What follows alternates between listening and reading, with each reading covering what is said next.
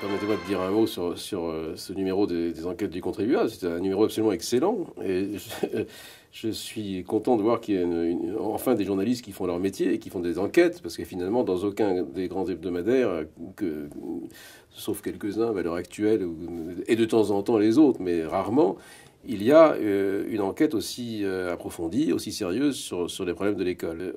Je pense que le problème de l'éducation est le plus grave, avec l'immigration, est le plus grave problème de la France d'aujourd'hui. Le plus grave.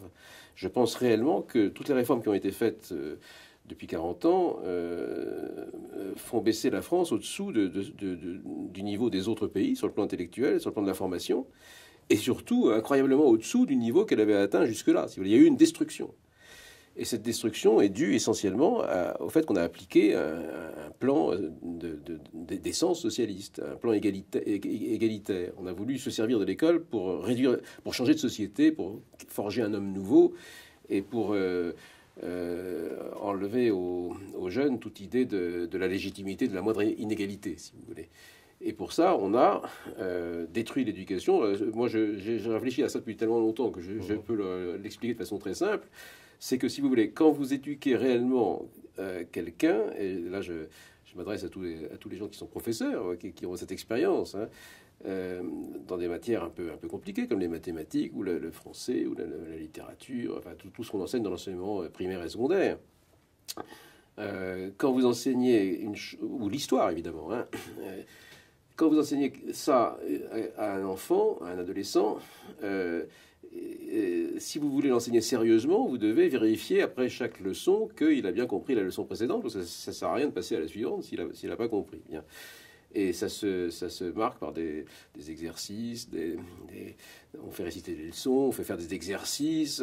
Au début, l'élève fait mal l'exercice, et puis jusqu'au moment où il le fait bien. Et à ce moment-là, on passe à la leçon suivante. Et en ce qui concerne aussi bien le primaire que le secondaire, tout ça est connu depuis très longtemps, hein, y compris d'ailleurs depuis l'Antiquité. On a mis en place tout un système gradué, parce qu'on ne peut aborder les choses très difficiles qu'après avoir présenté les éléments. Et donc, en particulier dans les systèmes secondaires modernes, tout ça avait bien été normé. En sixième, on apprend certaines choses, en cinquième, d'autres choses. Et parce qu'en fait, on veut que les élèves au niveau du bac soient aptes à aborder l'enseignement supérieur. Et pour ça, on déduit ce qu'ils doivent apprendre dès la sixième pour arriver à ce niveau au bac, si vous voulez. Il y a une structuration. Mmh. Et dans cette structuration, on vérifie que l'élève a acquis les connaissances et les aptitudes à chaque niveau avant de passer au niveau suivant. C'est ce que je disais. Bien. Alors, quand vous faites ça, vous vous apercevez qu'il y a des élèves qui pigent tout de suite, d'autres qui pigent le lendemain, d'autres la semaine suivante, et d'autres jamais, si vous voulez. Je schématise. Hein. Et il y a une différence d'aptitude. Alors, quelle que soit la raison, ça peut être des raisons personnelles, des élèves plus ou moins intelligents, puis ça peut être aussi des élèves plus ou moins bien dans leur peau. Enfin, il y a 1000 paramètres. Mais en tout cas, l'enseignement sérieux va révéler une différence de résultat. Bien. Autrement dit, l'enseignement sérieux crée des effets différenciants. Et ces effets différenciants doivent se traduire tôt ou tard par une division des élèves en plusieurs groupes, par exemple en filière, hein, ou en établissement plus exigeant, dont on est renvoyé, ce qui était couramment le cas quand moi j'étais lycéen. On était très souvent renvoyé du lycée. Hein. Enfin, moi je ne l'ai pas été grâce au ciel, mais je veux dire, c'était une chose. Il y avait chaque année des élèves qui arrivaient de l'extérieur, qui prenaient la place d'élèves qui n'avaient pas eu le niveau, si vous voulez. Ce qui fait qu'au début de chaque classe, quatrième, troisième, seconde, le professeur avait devant lui des élèves homogènes sur le plan intellectuel et hétérogènes sur le plan social, parce qu'ils venaient de toutes les catégories sociales. Aujourd'hui, la machine socialiste a fait une chose diabolique, c'est qu'elle a créé des classes hétérogènes sur le plan intellectuel, et homogène sur le plan social, puisque la carte scolaire enferme les gens dans chaque quartier. Bien. Mais je reviens à mon raisonnement. Donc, vous avez certains élèves qui vont plus vite et d'autres qui vont moins vite. Et à terme, vous ne pouvez continuer valablement l'œuvre d'enseignement qu'en les séparant en groupe séparés, en filière ou en établissement séparé. Et, mais du coup, ceci est contradictoire avec l'idée utopique et révolutionnaire et religieuse, ou fanatique, si vous voulez, parce que c'est un fanatisme religieux, de l'école unique. Parce qu'on ne veut pas de différence. On veut qu'il y ait l'école unique du début à 16 ans, ou si possible, un peu plus tard. Alors, donc, enseigner véritablement est incompatible avec l'école unique. Mais comme on veut l'école unique, il ne reste plus qu'une seule solution pour la faire vivre, pour qu'elle soit vivable, c'est de ne plus rien enseigner à personne. Et c'est exactement ce qu'on a fait depuis 40 ans, avec des nuances, évidemment. Et puis aussi, beaucoup, comme dans tous les pays communistes, vous avez toujours une économie souterraine, vous avez toujours des dissidents. Bon.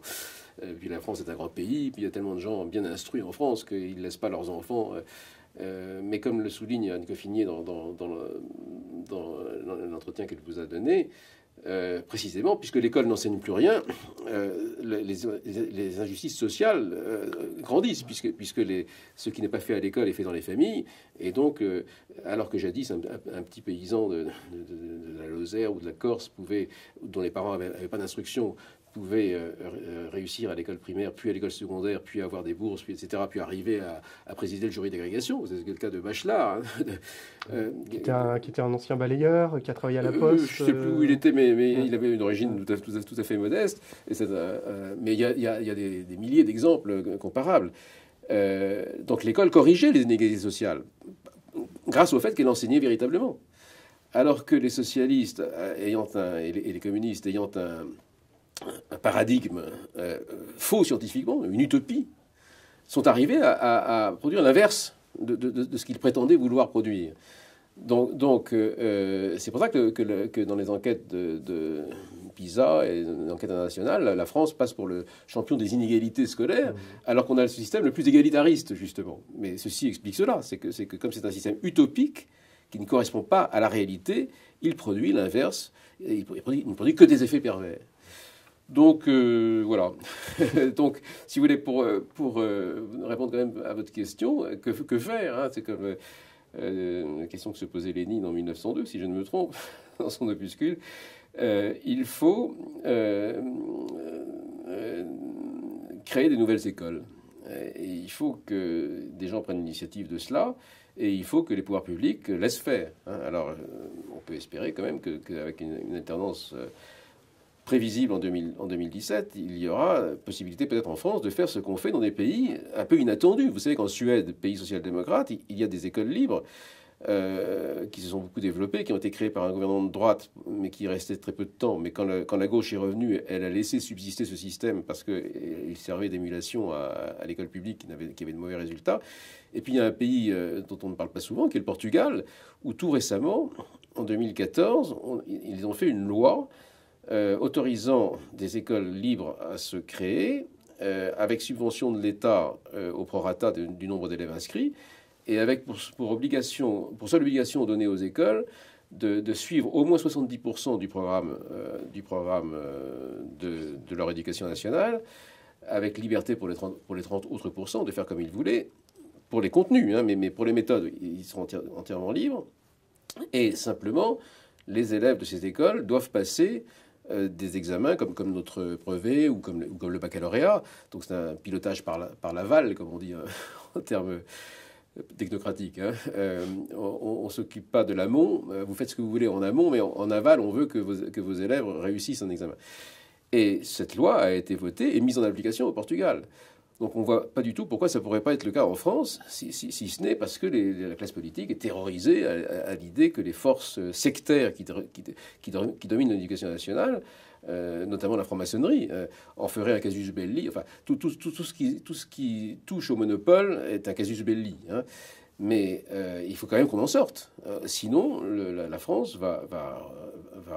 Vous savez, j'ai pris un taxi l'autre jour dont le chauffeur était noir, et on s'est mis à discuter, et je lui ai demandé où ses enfants étaient à l'école. Il m'a dit: je les ai renvoyés en Afrique. Bon, alors, j'en croyais pas mes oreilles, mais parce que les écoles étaient plus sérieuses dans son pays. Donc, on ne peut pas durer comme ça. Merci beaucoup.